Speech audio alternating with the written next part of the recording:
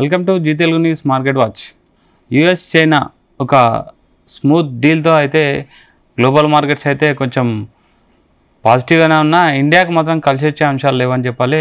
Market start అవ్వడం అయితే gap అప్తోనే start అయిన మార్కెట్ తర్వాత నష్టాల్లోకి వెళ్ళడం జరిగింది. తర్వాత చూస్తే కొంచెం కన్సాలిడేషన్ పేజ్లో ఉందని చెప్పాలి. ఈరోజు ఎండింగ్ మాత్రం ఓవరాల్గా నెగిటివ్లోనే క్లోజ్ అవ్వడం జరిగింది. అండ్ నిఫ్టీ వచ్చేసి 74 పాయింట్లు అయితే మైనస్లో ఎండ్ అయిపోయింది. 25,000 మార్కును అయితే డౌన్కో ఎండ్ అయిపోయింది. అండ్ సెన్సెక్స్ వచ్చేసి కూడా 271 పాయింట్లు అయితే నెగిటివ్లోనే క్లోజ్ అయిపోయినాయి. ఈరోజు మిడ్ అండ్ స్మాల్ క్యాప్ కూడా కంటిన్యూగా 7 days స్ట్రీక్ని అయితే కంటిన్యూ చేస్తున్నాయని చెప్పాలి. సెక్టార్ వైజ్ చూసుకుంటే ఐటీ సెక్టార్ అయితే బాగా పడిపోయిందని చెప్పాలి. అండ్ రియాలిటీ సెక్టార్ సంబంధించి అయితే కొంచెం మంచి బూస్టప్ ఉందని చెప్పాలి. రియాలిటీ సెక్టార్లో మెయిన్గా చూసుకుంటే రేమాండ్స్ అండ్ ఒబెరాయ్ రియాలిటీ మాత్రం మంచి ఫామ్లో ఉన్నాయి, అంటే టాప్ గెయినర్స్ అని చెప్పొచ్చు.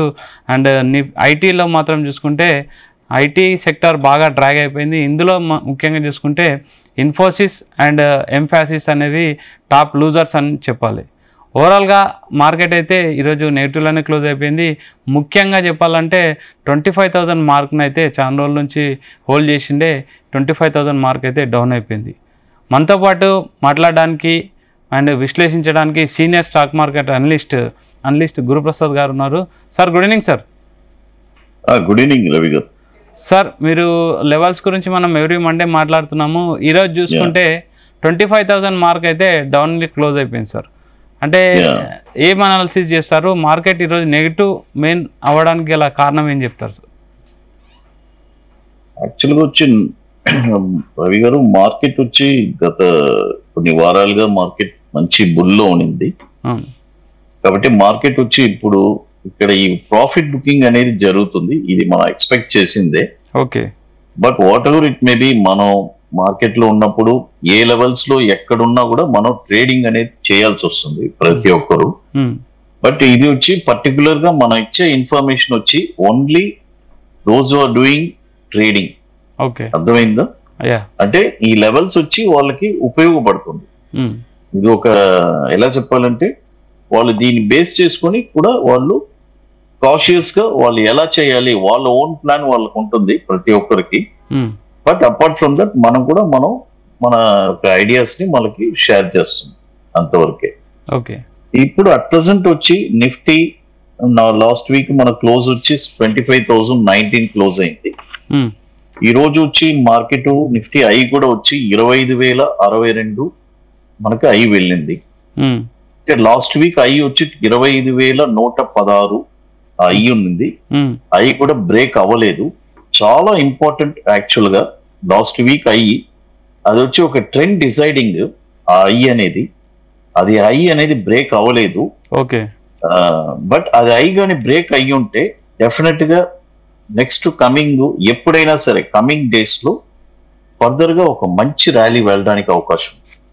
బట్ నేను కొన్ని వాల్యూస్ ఇస్తాను. ఈ వీక్ ఏం ట్రేడింగ్ చేయాలి, అపార్ట్ ఫ్రమ్ దట్ ఓవరాల్ గా ఒక షార్ట్ టర్మ్ ట్రెండ్ ఎలా ఉంటుంది అనేది కూడా చెప్తాను. Okay sir.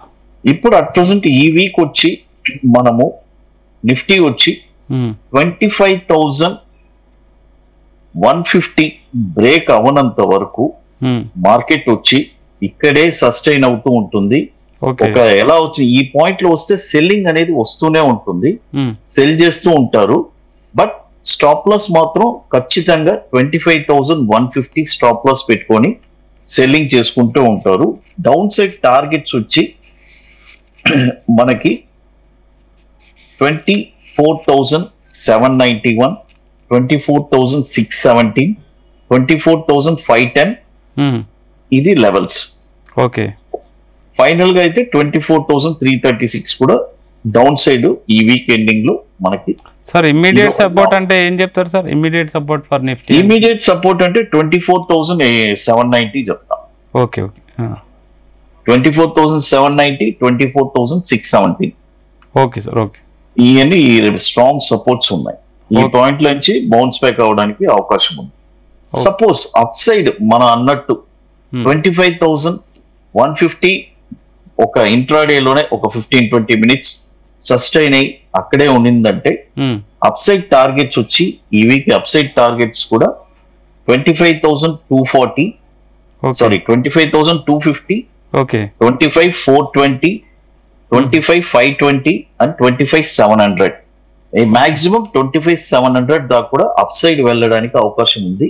Okay అదేలాగా down side కూడా 24,300 రావడానికి అవకాశం ఉంది. బట్ ఏదైనా మిడ్ పాయింట్ అనేది 25,150 బ్రేక్ అయితేనే up side, until and unless market వచ్చి ఎవ్రీ రైజ్ వచ్చి షార్ట్ లోనే ఉంటుంది. Okay okay sir. Sensex same Sensex కూడా ఎలాగుంటుందంటే ఇప్పుడు అట్ ప్రెసెంట్ సెన్సెక్స్ కూడా లాస్ట్ వీక్ వచ్చి మనకి 82,330 క్లోజ్ అయింది.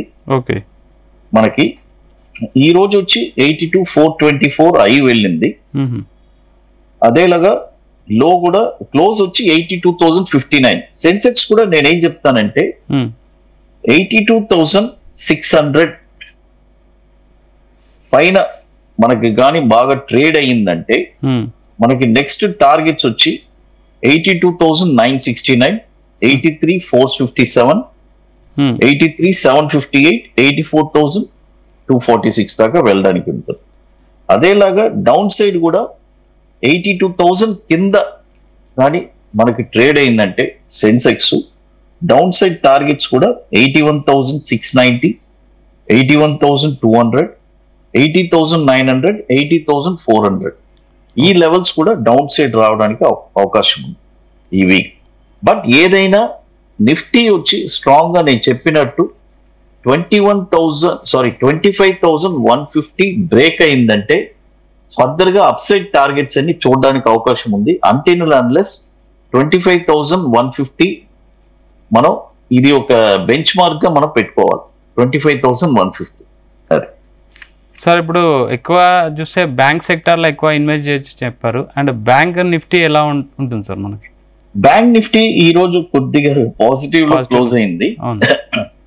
యాక్చువల్ గా బ్యాంక్ నిఫ్టీ ఏమైందంటే సెన్సెక్స్ అండ్ నిఫ్టీ కంటే ఆల్ టైమ్ అయి ముందే బ్రేక్ అయిపోయాడు.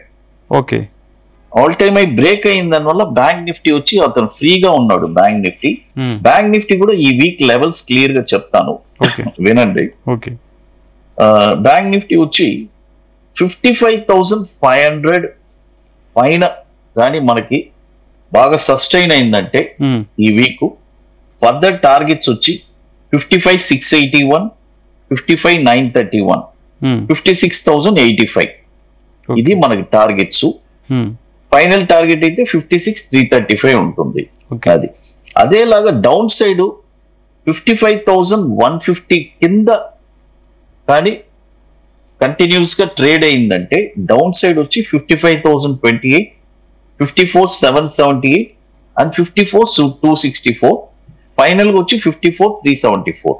ఇవన్నీ వచ్చి డౌన్ సైడ్ సపోర్ట్స్ లెవెల్స్. ఇక్కడ నుంచి కూడా మళ్ళీ బౌన్స్ బ్యాక్ అవడానికి అవకాశం ఉంది. ఏదైనా కూడా మనం క్లోజ్ గా నిఫ్టీని వాచ్ చేస్తూ ఉంటే మనకి అన్ని మనకి, ఎందుకంటే నిఫ్టీ మన అందరికి తెలుసు ఇట్స్ వెరీ వెరీ ఇంపార్టెంట్.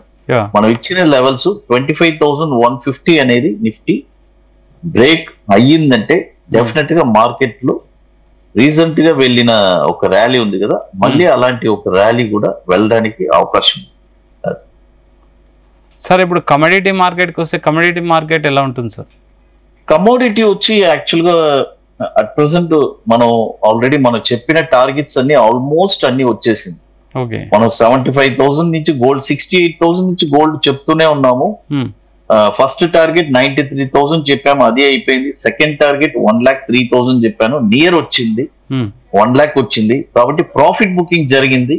కాబట్టి గోల్డ్ వచ్చి ఎందుకంటే గోల్డ్ వచ్చి మనం డైలీ ఎసెన్షియల్ గా రెగ్యులర్ గా వాడే ఆర్నమెంట్స్ కాబట్టి వాటికి ఎప్పుడు డిమాండ్ ఉంటుంది. కాబట్టి పెద్దగా మనకి దాని గురించి ఏంటంటే ట్రేడింగ్ చేసే వాళ్ళు అయితే డెఫినెట్ గా వాళ్ళు లెవెల్స్ చూసుకొని చేస్తుంటారు.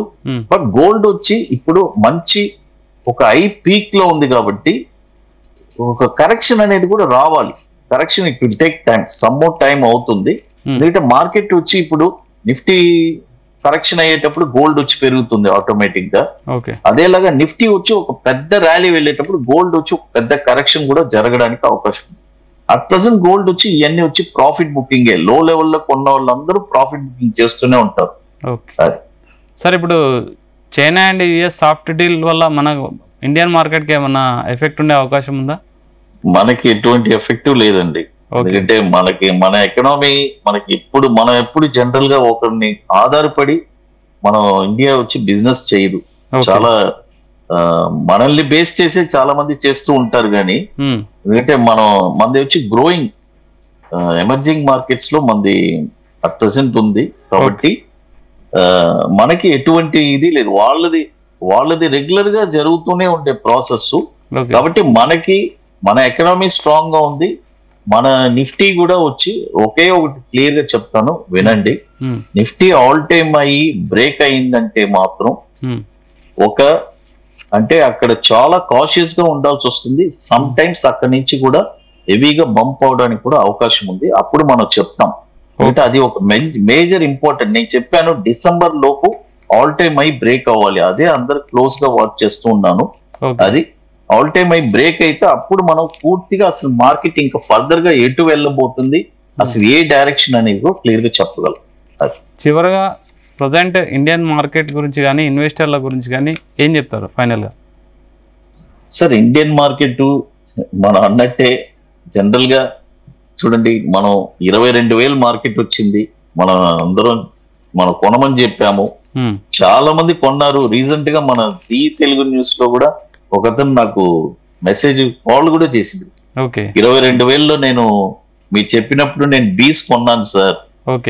అతని పోర్ట్ఫోలియో వచ్చి 1 crore పోర్ట్ఫోలియో. దాన్ని నేను 35%, 35% అలా స్ప్లిట్ చేసి కొనమని చెప్తూ ఉంటాను కదా. అతను ఏం చేశాడంటే 1 crore లో అతను 35% అంటే 35 లక్షల క్యాపిటల్ నిఫ్టీ బీస్ కొన్నాడు 235 రూపాయలకి. ఈ రోజు నిఫ్టీ వచ్చి 280 రూపాయలు ఉంది. అంటే దాదాపు ఒక 7 lakhs నాకు ప్రాఫిట్ లో ఉంది సార్. అంటే ఆ బాటమ్ లో కూడా ఎవరు పర్ఫెక్ట్ గా కొనమని అనలేదు, మీరు పర్ఫెక్ట్ గా చెప్పారు. మీరు మంచి లెవెల్స్ ఇచ్చారు. 22,060లో ఇచ్చారు, డౌన్ లో ఇచ్చారు, మళ్ళీ 19,000 కూడా ఇచ్చారు. అన్ని లెవెల్స్ లోనూ మీరు కొనమని చెప్తూ వచ్చారు. ఫస్ట్ లెవెల్లో కొన్నాను నేను, అక్కడి నుంచి బౌన్స్ అయింది అని చాలా చాలా హ్యాపీగా ఉండింది. Okay sir, okay, thank you sir, thank you very much. Thank you Ravi గారు. సో గురుప్రసాద్ గారు చెప్పేది ఏంటంటే చైనా యుఎస్ డీల్ కానీ వేరే ఏ క్యూస్ కానీ మన ఇండియా మార్కెట్ పైన అయితే ఎలాంటి ప్రభావం చూపదని అయితే చెప్తున్నాడు. మీకోసం మాకు కొన్ని స్టాక్స్ కూడా సజెస్ట్ చేశారు. దాని మీద స్టడీ చేసి అండ్ బై చేస్తే మీకు మంచి ప్రాఫిట్ ఉంటుందని చెప్తున్నారు. Keep watching Zee Telugu news.